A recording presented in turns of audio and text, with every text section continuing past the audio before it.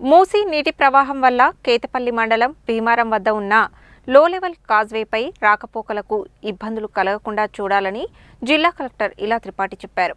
ఎస్పీతో కలిసి ఆమె మూసీ ప్రాజెక్టును సందర్శించారు.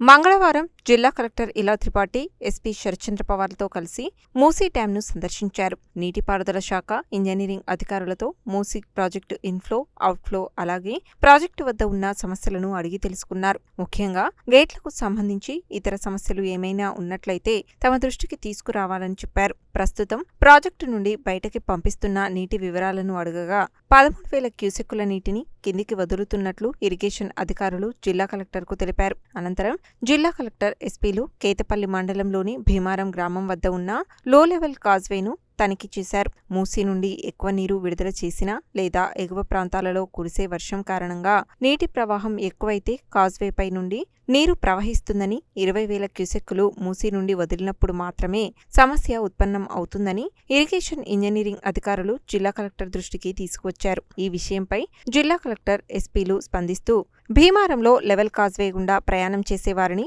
అవసరమైతే ముందుగానే అప్రమత్తం చేయాలని, భీమారం, కొప్పోలు నుండి రాకపోకలకు ఇబ్బందులు కలగకుండా ముందు జాగ్రత్త చర్యలు తీసుకోవాలని, వరద ప్రవాహం పెరిగినప్పుడు అవసరమైతే కాజ్వేపై రాకపోకలు నిలిపివేసి పోలీస్ పికెట్ ఏర్పాటు చేయాలని ఆదేశించారు. Musi project executive engineer N Venkataramana, DE Chandrasekhar, జేఈలు కీర్తి, కేతపల్లి డిఈ వాణి, ఎంపీడీఓ శ్రీనివాస సాగర్, తహసీల్దార్ తదితరులు ఉన్నారు.